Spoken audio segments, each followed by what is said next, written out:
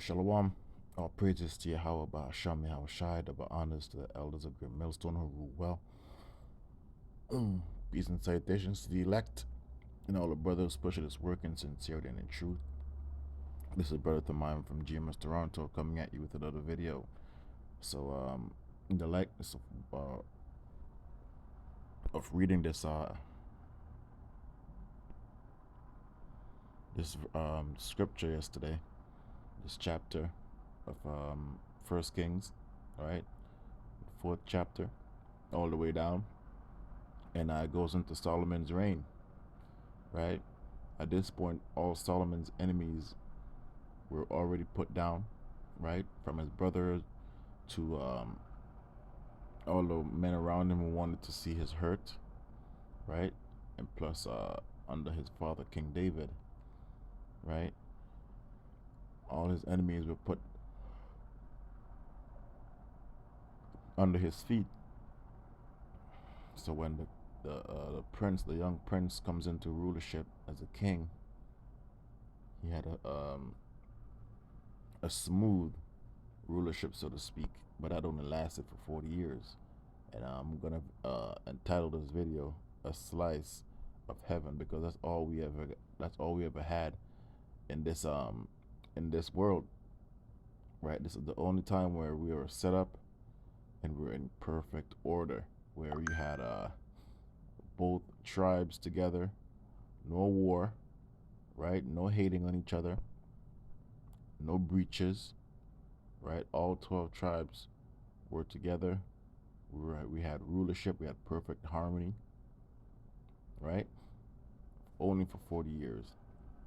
And you see, that's how you know King Solomon right here, he is Yahweh Shai, because when you read from verse 1 all the way down, you would see how everything was set up.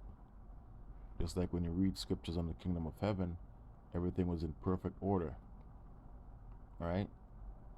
And Solomon even had his 12, right? So let me start at verse 1, 1 Kings 4:1. So King Solomon was king over all Israel.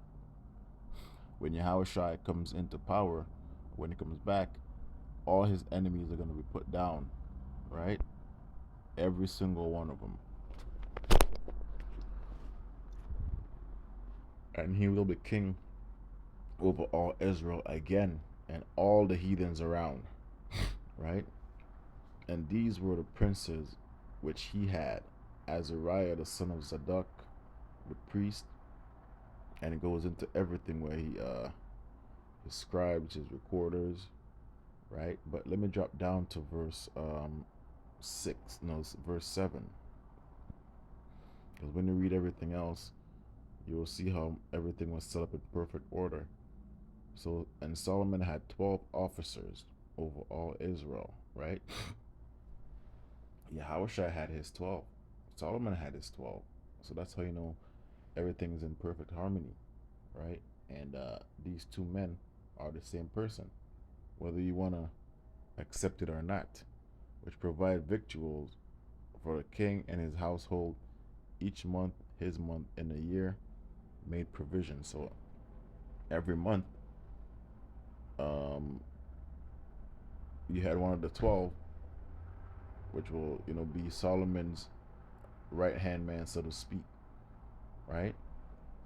And he had his office where he was set up to work and make everything perfect, everything make the machine run smoothly, so to speak, the kingdom, right? Because as a king, you can't run a kingdom by yourself. Yes, you're the top, but you're gonna have men under you and men under him and men under him, so it's a perfect harmony, right? So these are the 12: the son of Dekar in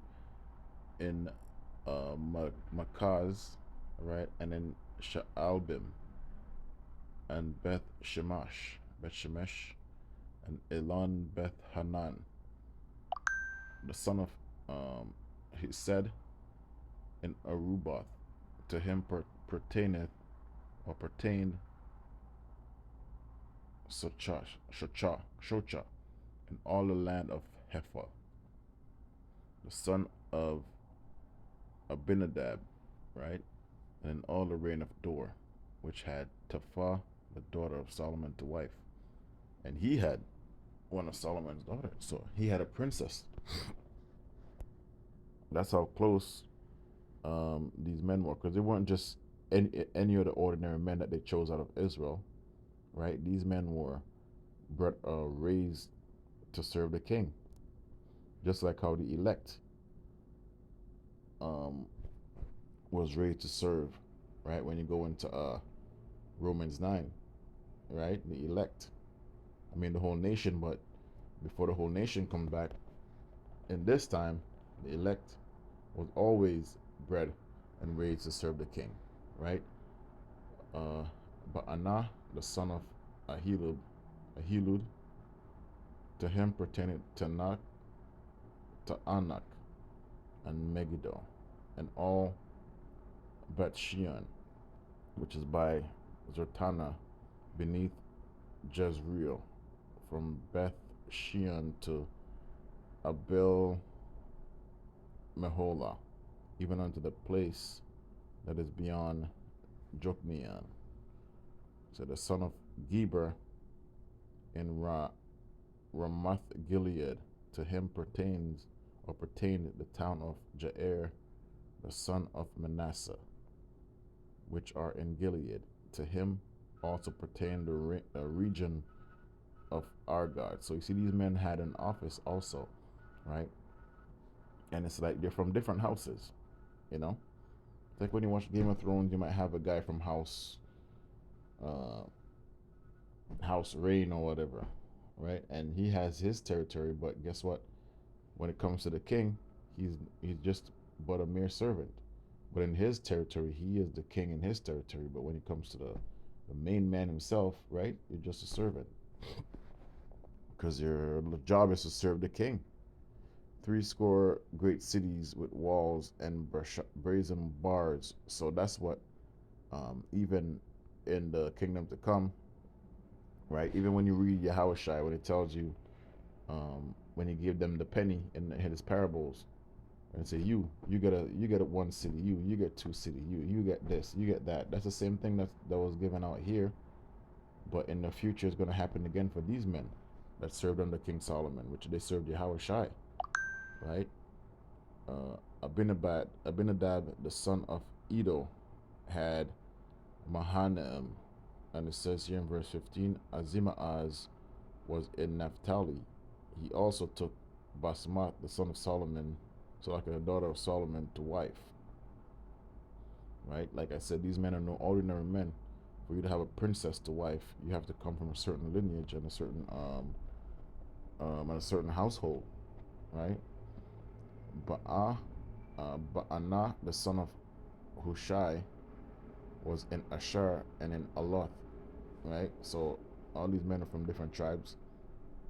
That's how you know Israel, the kingdom of heaven, was right here, right? Just had a slice of it for 40 years.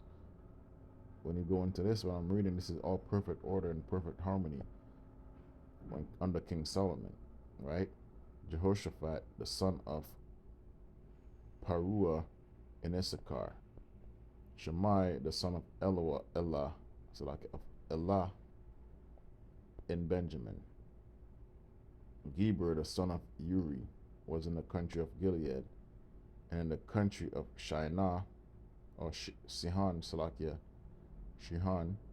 or Sihon, king of the Amorites, and of Og, king of Bashan, and he was the only officer which was in the land. So verse 20, this is where the kingdom of heaven, and we haven't seen this in a long time.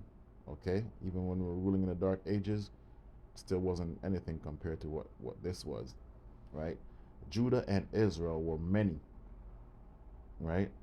As a sand of, as a sand which is by the sea, in multitude, eating and drinking and making merry, right? When have we had that ever again? Every time we read the scriptures, go into the history, after this was just turmoil, right? And always had nations ruling over us, right? We always going off in the time of judges, right? So just on and on and on of us messing up, right? Until this time when King Solomon ruled, everything was in perfect order. This is a setup of what's to come. And Solomon reigned over all kingdoms. So Yahweh is going to reign over all kingdoms, right? From unto the land of the Philistines and unto the border of Egypt. Brought They brought presents and served Solomon all the days of his life. Does that sound familiar? Right? And Solomon's provision for one day was 30 measures of fine flour and 60 measures of meal, 10 fat oxen, and 20 oxen out of the pastures, and 100 sheep, besides hearts. These are like best of the best, man. Hearts are like hearts and roebuck, and followed deer and fatted fowl, right? Chicken, so to speak. For he had dominion over all the region and the side on this side of the river, from Tipsah even to Azar, over all the kings on this side of the river, and he had peace on all sides round about.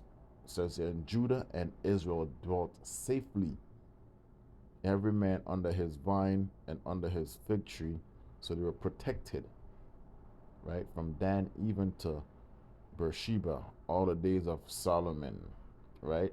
And his name means peace. So you can go into more of that. Let me drop down to 27. And those officers provided victual for King Solomon and for all that came from under King Solomon's table, every man in his month. They lacked nothing. You hear that? They lacked nothing. So this was the reign of King Solomon. All right, so when you go into the kingdom of heaven, when you go into Isaiah 60, right? When you go into Isaiah 60, Isaiah 60?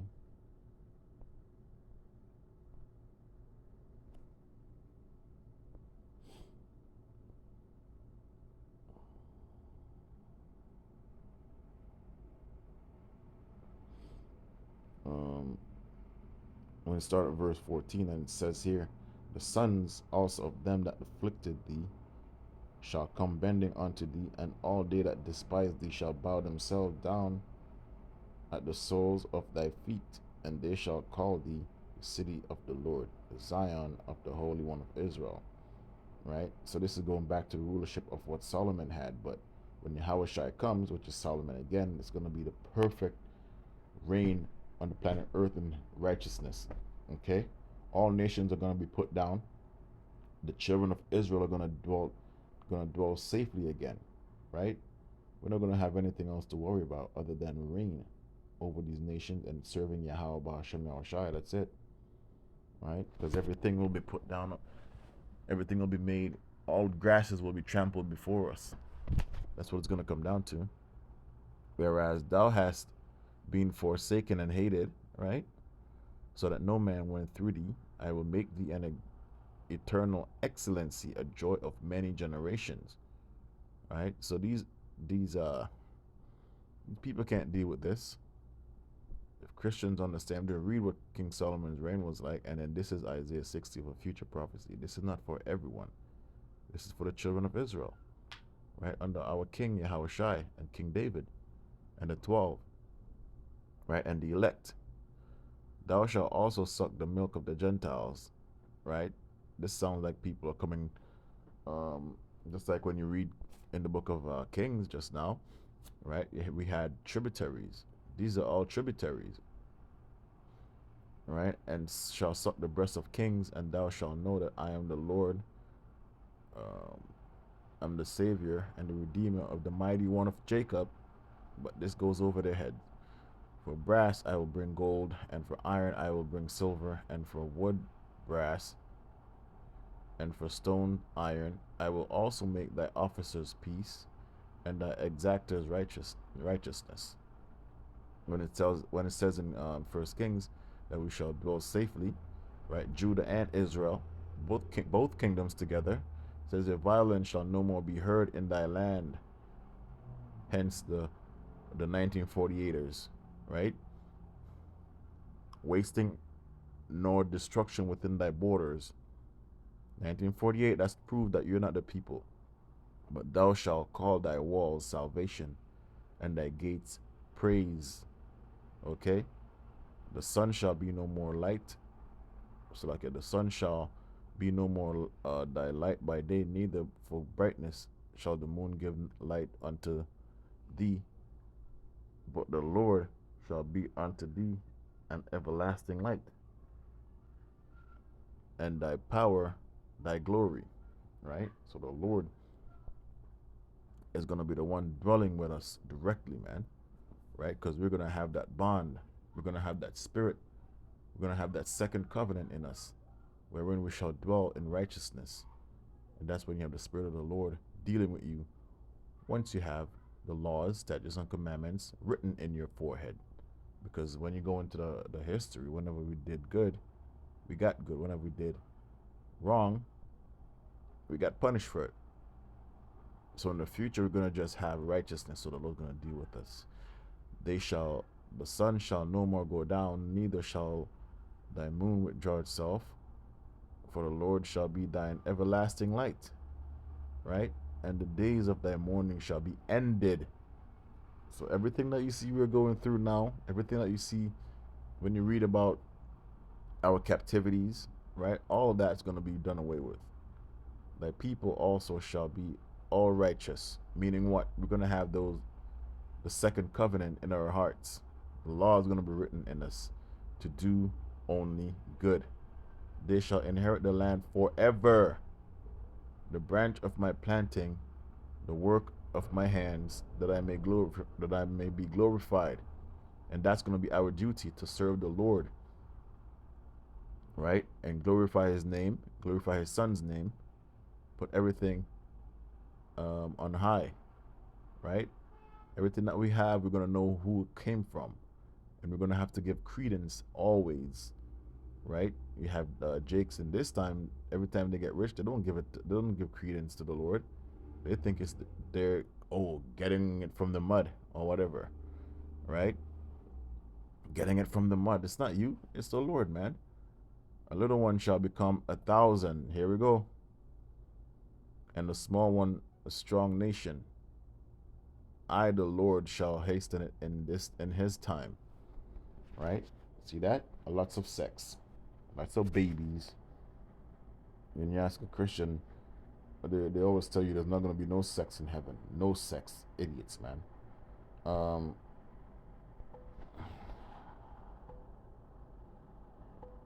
Take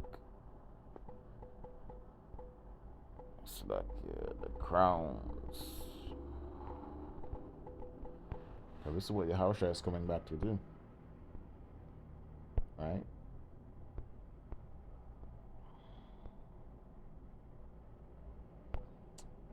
It's Revelation.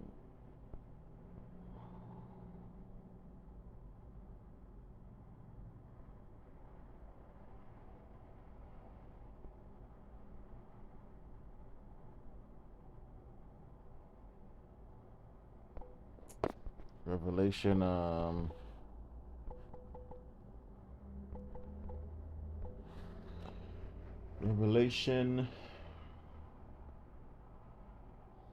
let me see, in Revelation when it says, take the crowns. Revelation 19 and 12.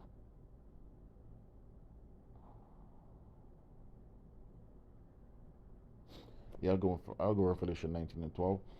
And it says his eyes were as a flame of fire, right? And on his head were many crowns, and he had a name written that no man knew but he himself. So let's get into those crowns. Those crowns are from other nations, right? So in order for a man or for a king to be exalted and to be put on a pedestal and be placed on high, the men that was ruling before him has to be put down. Because when King Solomon came into rulership, the men all his enemies were already placed under his feet. So in this time, he's gonna come and take the crowns off of these other kings of the earth, right? He's gonna be the one um, to set himself up with the help of his angels, right, and Yahweh, right, because he was given the charge, right, his armies, and he didn't need his army really, but that's just how he rolls. He has his army. That's the only king that don't need an army. But everyone's gonna get down, man.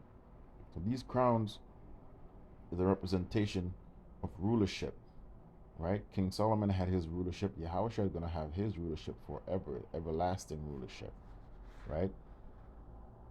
Because King Solomon, his reign was an example of what's to come, right? Um,